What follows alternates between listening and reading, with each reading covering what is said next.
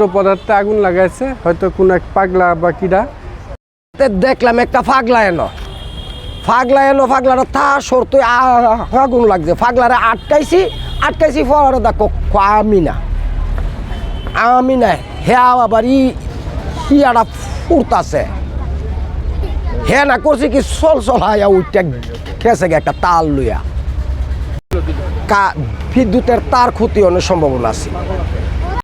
কেউ হয়তো আগুন দিছে, আগুন দেওয়ার পরে এখন এটা বৃহৎ আকার ধারণ করছে, উপরে কারেন্টের তার এবং চতুর্দিকে এটা সরানো। ভাগ্য ভালো এটা বাউন্ডারির ভিতরে ছিল, নাহলে বাউন্ডারির বাইরে হলে এলাকা বিরাট ক্ষতি হয়ে যেত। বিদ্যুতের কাম করতেছিলাম, হঠাৎ করে দেখি এদিকে বিশাল ধোঁয়া উঠতেছে।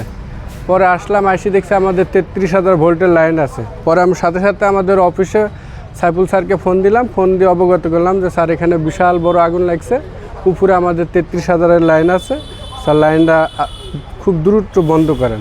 পরে স্যার আমার কথা মতো লাইনটা বন্ধ নিয়েছে। আইসি দেখছি এখানে প্লাস্টিক জাতীয় বর্জ্য পদার্থে আগুন লাগাইছে, হয়তো কোনো এক পাগলা বা কিরা। পরে এখান থেকে বিশাল আগুন উৎপন্ন হয়েছে। আইসি সরজমিনে যেটা দেখলাম সেটাই।